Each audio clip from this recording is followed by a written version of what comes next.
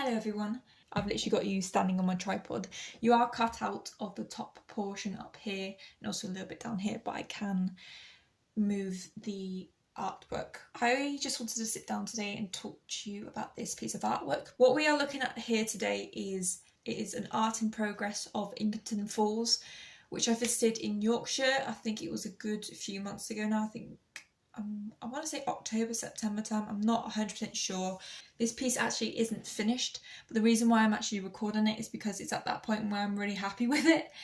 But I want to carry on, but I want to document it, not just in a photograph, but in a video recording, because just in case I do ruin it and I can go back to what it was, because documentation does really help if you go wrong using oil paints, because you can just wait for it to dry and go straight back over it. So what you can see in this section of the painting is the waterfall. I've kind of struggled with that there's water and it's a reflection. It's very hard to depict and there is water there without obviously stating that there's blue. When we think of blue, we think of the sky, we think of, you know, water, the ocean, maybe certain plants, but normally you do think of something water-based, which is fine, but it's not actually that blue in the picture, and I don't remember it being that blue. It's actually a rather deep, solid blue like this kind of colour, but I found as I went along it was just becoming too blocky.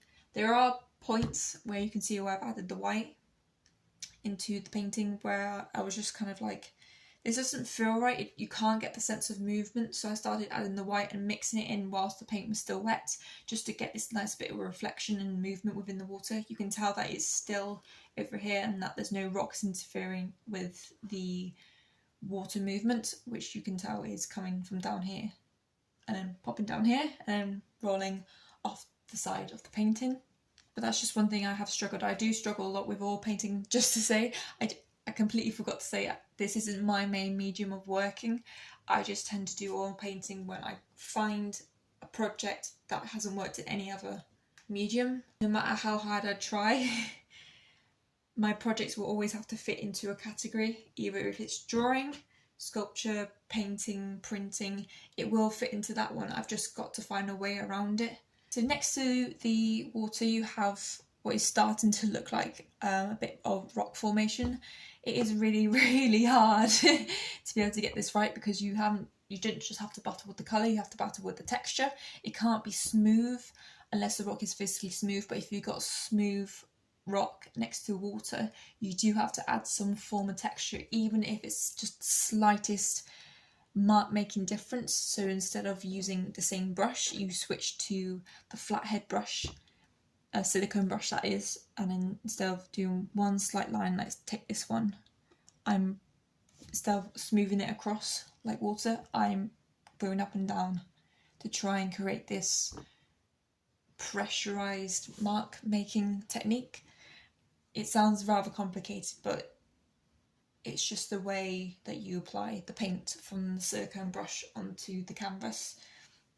I think that's why I don't get on with paintbrushes so well, because they give the same marks. Yes, you can make the brushes bigger and smaller, but I just don't get it. Silicone brushes are the way forward for me. You have the constant layers that show that it is some form of rock formation within the picture, and also that it is coming forward, because this part here is the furthest bit in the background. You can argue with parts at the top that it's further away, but for me that is the main centre, that is the furthest away, because everything else just is forward, apart from the sky. Like everything else is but forward and before you hit the blue centre. These areas over here you can just see I've started, this is like layer one, this green section, so that's basically where the foliage is going to be.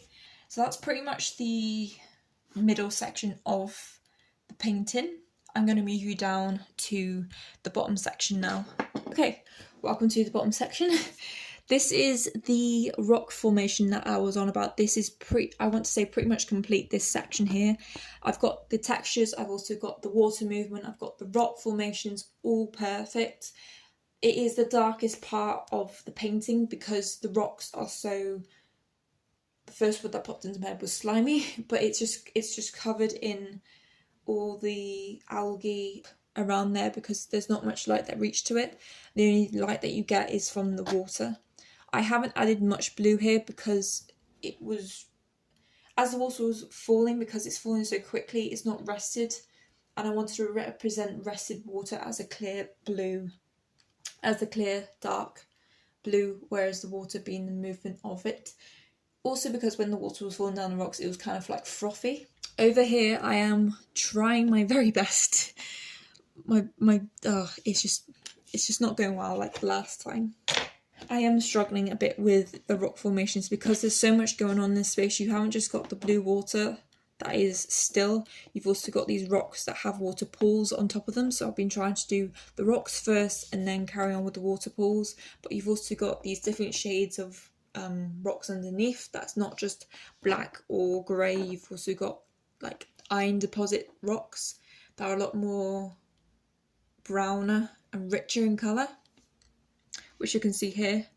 And I've also tried to start to put a bit of green foliage on top, but I've just tried to layer it up, but it's just not going to plan. I suppose it's just one of those things I'm just going to have to keep on trying at until I eventually do get there. Again, you can see the little foliage that I've tried to input to try and cover up the background of acrylic brown. I did forget to mention this at the very beginning of the video. I did put a layer of acrylic, a really watery, thin layer of acrylic brown as the base colour, just for something to work off of. So yeah, that is the bottom section. Now I'm going to quickly show you the top section before finishing off this video. Okay, this is the top section, which, as you can tell, is pretty barren. I really haven't done much up here because a large portion of this painting, which is this bit here, is the sky.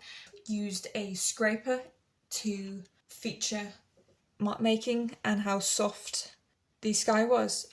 This is just one of the scrapers that I use. I do tend to use this a lot more in landscape paintings, but with this one, it's because there's so much texture, I've kind of taken away this element of using a scraper. I have used it on the main waterfall set in the first layer, but other than that and the sky, I haven't really used it. I've been using a lot more of the silicone nibs. There's been so much going on. I had to focus on the mid to bottom right hand section. I have to get them right before I can carry on to the rest of it, because these are actually really crucial to get right. If one section isn't right and I complete it as I go along, it can look really contradictory. We're back down to the middle section now. I really hope this hasn't been much of a headache for you. If you have made it this far, thank you so much. It really does mean a lot, and I hope that you've learned something from this. It's a very, very chatty video. I do try to keep all my chats within one video for the people that do enjoy the commentary, whereas the other ones are pretty much very more laid back. You say a quick hello and just get on with it. So yeah, I hope you guys enjoyed this video as much as I did talking about this current artwork that I'm doing. I do hope you will give this video a like and also subscribe to my channel to see more videos like this and any other bits and pieces that I do along the way. Don't forget to also share and pop a comment down in the comment section below if you'd like to say hello, or anything else.